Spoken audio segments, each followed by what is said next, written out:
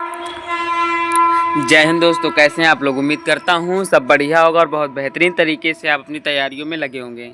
RRB paramedical जो exam का result आने वाला था लगभग तय किया जा चुका है कि कब आने वाला है। उसकी डेट भी आप लोगों को बता दी जाएगी और 1 लाख से ज़्यादा बच्चों के डाटा के हिसाब से मैं आपको कट ऑफ बताने वाला हूँ। तो वीडियो ध्यान से लास्ट तक देखिएगा, ठीक है। बच्चों के भविष्य के साथ तो खिलवाड़ हो ही रहा, आप भी जानते हैं। गवर्नमेंट हमेशा से करती आई है, हमेशा से वो डिले करती जाएगी अंततः उतने एक साथ अगर उन्हें 50,000 फॉर्म देने हैं, अगर उनको मान लो एक साथ 50,000 उनकी वैकेंसीज़ हैं, 50,000 वैकेंसीज तो 50,000 फॉर्म एक बार में नहीं देंगे। वो 20,000 करके 20 फिर 10 करके देंगे। पता है इसमें क्या फ़ायदा है? इसमें इन 20 में जो फॉर्म भरेंगे वो इन 20 में भी भरेंगे और इन 10 में भी भरेंगे। उन्हीं बच्चों से 3 बार फीस की वसूली हो जाती है। इसलिए ये गवर्नमेंट के, कोई भी गवर्नमेंट हो, मैं इसलिए वो वैकेंसीज़ को कम करके देती हैं, ठीक है। अच्छा, बात क्या है कि रिजल्ट जो है आप लोगों का लगभग तय किया जा चुका है। डेट अनाउंस होने ही वाली है।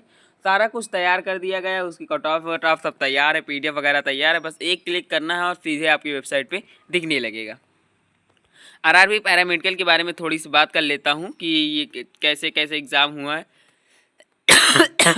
तो सबसे पहले ये जान लीजिए कि आरआरबी पैरामेडिकल रिजल्ट 2025 जो है वो जून के अंत में आने वाला, जून के मध्य से अंत तक, ठीक है, जून के मध्य से अंत तक। अब ये मैं क्यों कह रहा हूँ जून का मध्य, मतलब मान लीजिए आप 15 जून और मध्य मान लीजिए 30 जून, ठीक है। तो 15 से 30 जून के बीच में आपका रिजल्ट जो है आपके समझ प्रस्तुत हो जाएगा। और थोड़ी बहुत जो नोटिफिकेशंस वगैरह हैं 7 या 8 तारीख तक आपको देखने को मिल सकती है। 7, 8 हो गया, 10 तक आपको देखने को मिल सकती है, ठीक है। लेकिन यहाँ पर फिर भी कुछ चीज़ें हैं जो आपको समझनी चाहिए। टोटल शिफ्ट आप लोगों की हार्ड हुई थी, मॉडरेट भी थी और कुछ शिफ्ट ईजी थी। जो शिफ्टें हार्ड थी वो ज़रूरी नहीं कि मॉडरेट भी थी, ठीक है। जो टोटल पोस्ट आपकी 1,376 थी। प्रेजेंट कैंडिडेट जो हुए थे 70% हुए थे, 56,000 के आसपास जो कैंडिडेट्स थे वो प्रेजेंट थे। All shift exam level moderate to hard था, लेकिन यहाँ पर मैं अधिकतर हार्ड मानता हूँ क्योंकि बहुत सी शिफ्टें मुझे हार्ड दिखी हैं और बहुत सी शिफ्टें मुझे इजी दिखी नहीं है। 1-2 शिफ्टें मुझे इजी दिखी हैं। एनालिसिस जो मैंने किया है वो मैंने स्वयं का किया है, ठीक है। तो ये आप लोग के कमेंट आते हैं किसी दूसरे का वीडियो उठा लिया, ऐसा नहीं है भाई।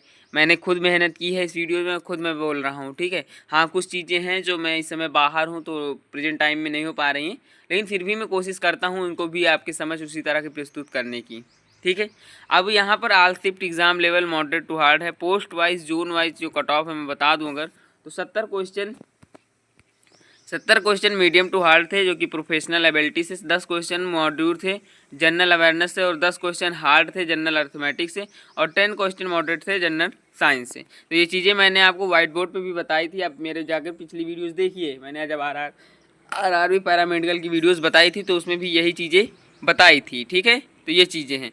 अब मैं आप लोगों को लेकर चलता हूँ कुछ और चीज़ों के लिए कि ये जो शिफ्टों के अंदर का घपला कैसे था।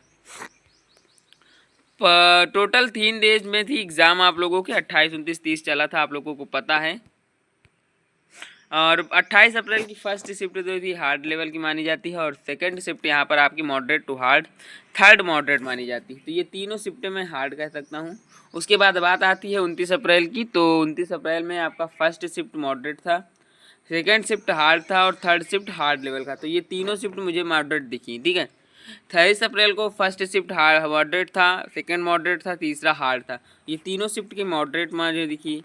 तो टोटल कुल मिलाकर 2 दिन मुझे हार्ड 2 दिन मॉडरेट मिली और 1 दिन हार्ड एग्ज़ाम देखने को मिला, वो भी पहले दिन मिला। बाकी 2 दिन मॉडरेट एग्ज़ाम दिया। गवर्नमेंट चाहे ABCD भी लिखवा ले तब भी उसमें सिलेक्शन उतने का ही तो होना है जितनी वैकेंसीज़ हैं। 1,376 लोगों का ही वैकेंसीज़ हैं, तो इतनी ही तो वैकेंसीज़ का सिलेक्ट किया जाएगा। बाकी के तो लोग वैसे भी कैंसिल हो जाएंगे, तो उससे आप न घबराइए। इस 1,376 के अंदर आने का प्रयत्न कीजिए। अगर नहीं आते हैं तो आपके पास बहुत से ऑप्शन पड़े हुए हैं इस जगह पर, आप उसमें जा सकते हैं। बहुत ऐसे वैकेंसीज़ होंगी जो आप लोगों को अच्छी लगेंगी, उसमें आप कोशिश करिए। प्राइवेट सेक्टर्स में वैकेंसीज़ आती रहती है, उसमें कोशिश करिए। सैलरी कम है, थोड़ा काम ज़्यादा है, बट घर से बैठने से तो अच्छा ही है। और अगर आप लोगों ने कोई स्किल वगैरह सीख रखी है तो बहुत अच्छी बात है क्योंकि स्किल बहुत ज़रूरी है आज के ज़माने में। अगर आपने एक स्किल बढ़िया सी स्किल सीख ली, स्किल अगर आपने एक अच्छी सीख ली, तो फिर आप अगर वैकेंसीज या नौकरी नहीं भी मिलती है, तब भी मैं कह सकता हूँ कि आप कुछ ना कुछ करके अपना जीवन यापन कर लेंगे। ठीक है, तो स्किल्स बहुत ज़रूरी, कोई भी स्किल्स हो, मोटरसाइकिल, गाड़ी, कुछ भी, उससे कभी भी आप ये ना सोचिए अरे ये स्किल्स तो बेकार हैं, ऐसा नहीं होता है। कभी कभी मैंने देखा है कि वही चीज़ें बहुत उन्नत कराती हैं आपसे और बहुत ऊंचे तक लेकर जाती हैं। तो अब इसके आगे ले चलता हूँ और कुछ सेफ स्कोर, सेफ जोन और रेड जोन के बाद में सिंपल सा सेफ स्कोर बताने वाला हूँ। ठीक है, तो अगर मैं बात करूँ यहाँ पे, तो पोस्ट जो नर्सिंग सुपरिटेंडेंट की पोस्ट है उसमें रेड जोन हमारे अजमेर आते हैं, रांची, जम्मू कश्मीर, भुवनेश्वर, मुजफ्फरपुर, अहमदाबाद, गोरखपुर, ये सारे हो जाए हमारे रेड जोन। ठीक है, अब इसके बाद बात करूँ अगर ग्रीन जोन की, तो मुंबई, कलकत्ता, चेन्नई, सिकंदराबाद, ठीक है, सिकंदराबाद, गुवाहाटी, बिलासपुर, बंगलौर, पटना, प्रयागराज, मालदा, भोपाल, ये सारे के सारे जोन हमारे कैसे जोन हैं, ये सारे के सारे जोन यहाँ पर आपके हो जाएंगे रेड जोन में। ठीक है, बात करता हूँ तो इसकी सेफ स्कोर की, तो सेफ स्कोर नॉर्मलाइजेशन अगर होता है तो नॉर्मलाइजेशन ऐड कर लीजिएगा। ठीक है, नॉर्मलाइजेशन आप इसमें ऐड कर लीजिएगा, इसलिए क्योंकि फिर आप लोगों को दिक्कत नहीं होगी। लेकिन अगर आप नॉर्मलाइजेशन नहीं होता है तब भी स्कोर इतना ही आने वाला, अगर नॉर्मलाइजेशन होता है तब भी आपका स्कोर लगभग इतना ही देखने को मिलेगा। 6 से 7 नंबर का नॉर्मलाइजेशन होता है, सबको मिलेगा तो बराबर ही तो है। जनरल का 61 से 64 जा सकता है, ओबीसी का 58 से 60, ईडब्ल्यूएस का 55 से 57, एससी का 51 और 52 हो सकता है, एसटी 45 से 46। ठीक है, यही रहने वाला है ज़्यादातर, अधिकतर यही। तो आशा करता हूँ, उम्मीद करता हूँ और यह विश्वास करता हूँ कि आप लोगों को चीज़ें समझ में आई होंगी।